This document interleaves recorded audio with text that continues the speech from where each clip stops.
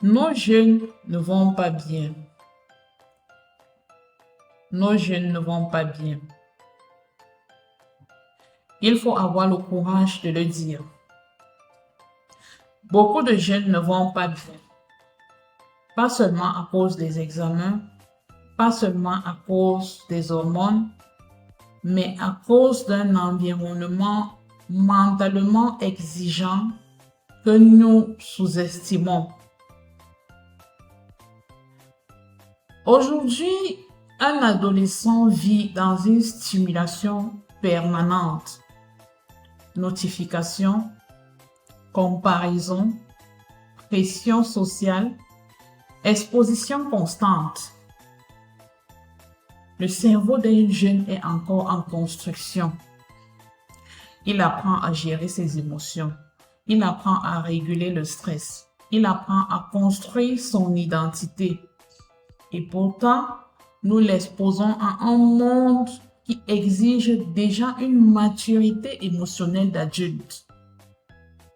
L'anxiété, la fatigue chronique, la perte de concentration, l'isolement, l'irritabilité même, ces signes ne sont pas toujours de la rébellion.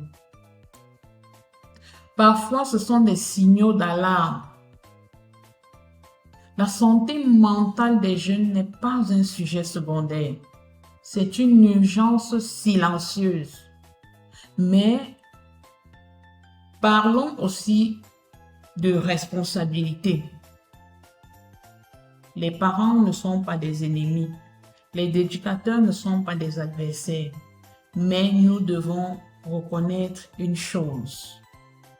Nous avons donné des écrans avant de donner les outils émotionnels pour les gérer.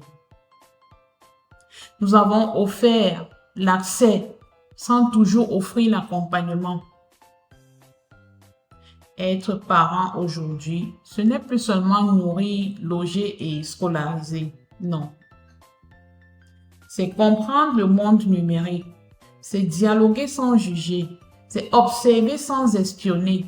C'est créer un espace où l'enfant peut parler sans peur.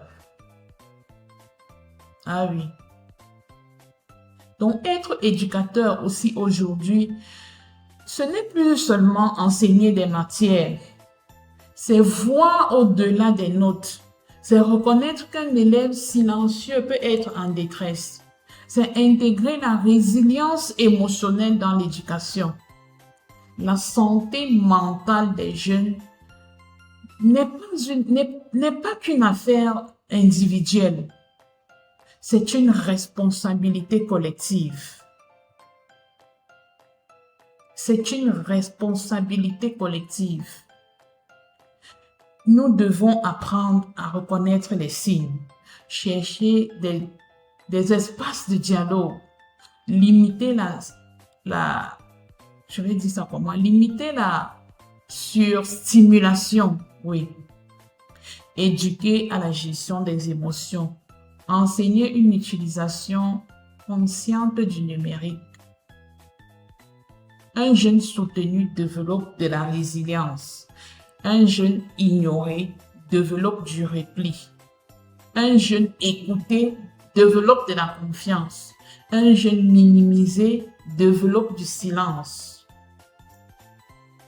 La question n'est pas de blâmer.